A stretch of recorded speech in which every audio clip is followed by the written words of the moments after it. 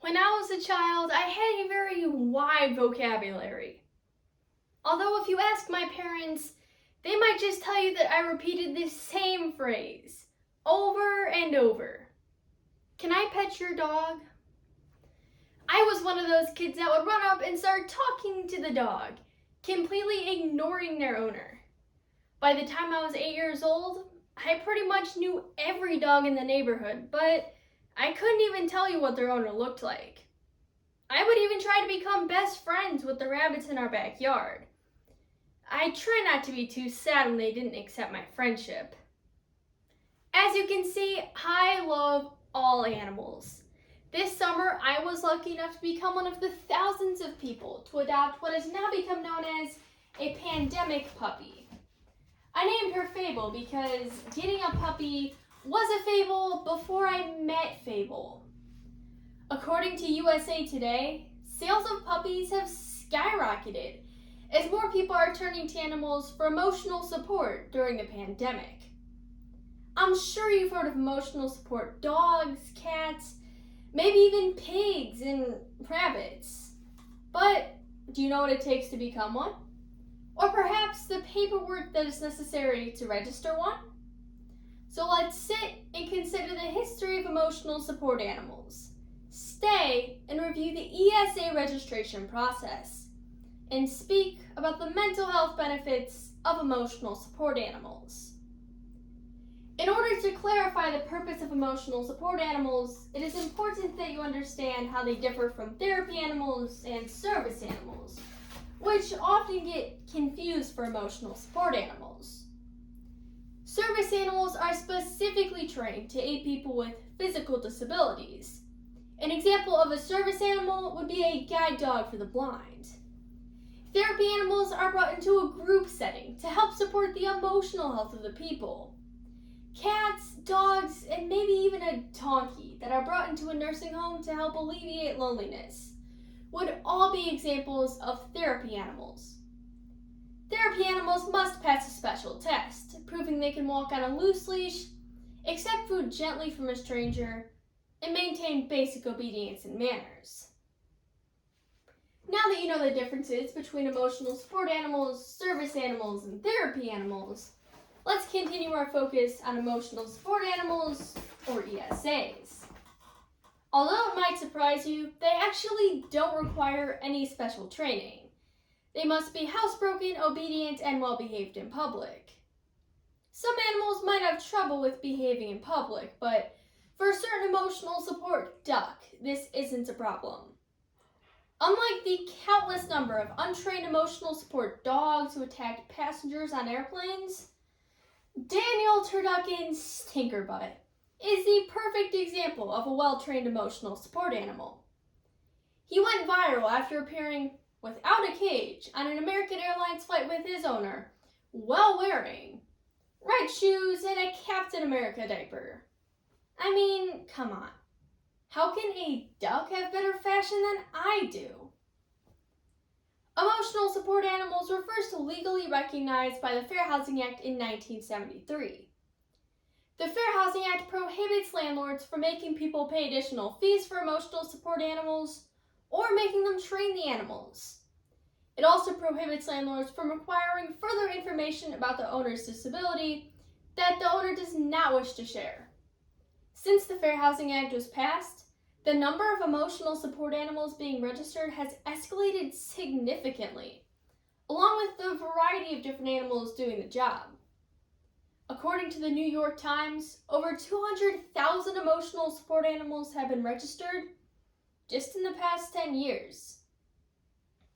The ESA registration process can be completed by going to a therapist and receiving a letter confirming your need for an emotional support animal, or by visiting one of the many different websites that can provide a therapist-approved letter. Some of the most common websites include usdogregistry.org, therapypet.org, and esaregistration.org.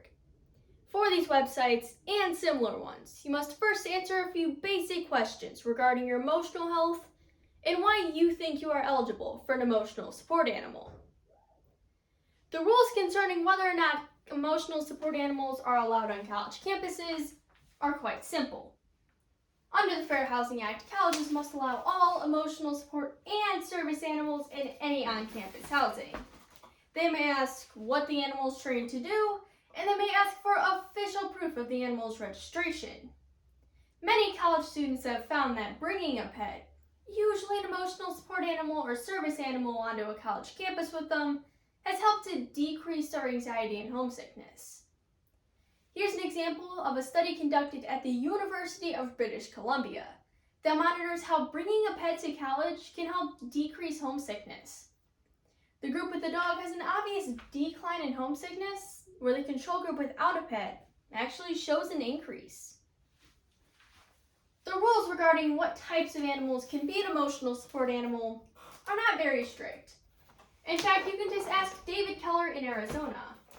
And while you're there, you might as well ask to visit his emotional support swarm of bees. Yes, his emotional support swarm of bees. No, Mr. Keller did not exactly take things too far. It was an experiment driven by his opinion that the registration process for emotional support animals not nearly strict enough about what type of animal it is. So he decided to register his swarm of bees as an emotional support animal and succeeded. I don't know about you, but I never felt too comfortable when I got stung by a bee. A swarm of bees isn't the only example of an unusual emotional support animal that flies.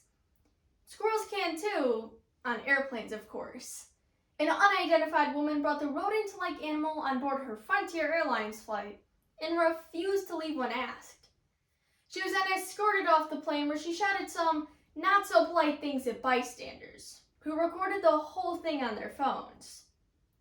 Now, the animal was cleared for the flight by the Transportation Security Administration, but it was later made clear that the woman forgot to mention that the companion she was registering was a squirrel. It doesn't matter if you have a squirrel or a more common household animal. Just having a pet is proven to increase physical health. Helping your pet get exercise can also help you exercise more regularly. According to the Center for Disease Control, having a pet can decrease blood pressure, cholesterol levels, and triglyceride levels. Staying in good shape is one of the best ways to improve your physical and mental health. Mental health in America has always been considered an important issue. Nearly 1 in 5 adults lives with a mental illness, and less than half of those people get professional help. Untreated mental illness can lead to tragedies such as drug addiction, violence towards others, and even suicide, which is currently the 10th leading cause of death among all ages in the United States. In addition to helping lower feelings of isolation and depression, pets can increase levels of companionship and life satisfaction. Veterans in particular are highly at risk of developing mental illnesses such as PTSD and depression. We all know that it is essential to protect those who protect our country. And that's why we formed Canines for Warriors, a nonprofit organization that offers free registered service and emotional support animals to veterans to protect their mental and emotional well-being. Since March of 2011, they have helped over 600 veterans. Amanda is one of those veterans. She served in the United States Air Force and currently struggles with PTSD and severe depression. She said this about her dog, Spirit. During the increased stay-at-home time in 2020, there have been many days where Spirit was the only other living being I interacted with, which was literally a lifesaver some days. In a time of isolation and loneliness, emotional support animals can offer companionship and comfort, and they can help ease anxiety and depression. During the pandemic and all other times, they can definitely be considered essential workers. My puppy Fable may not be a registered emotional support animal, but she can still serve as a loyal pet. So if you ever decide to get an emotional support dog, or cat, or rabbit, or pig, or maybe even swarm of bees, make sure you know what to expect. But most importantly, remember They aren't just man's best friend, but they truly are man's best therapist.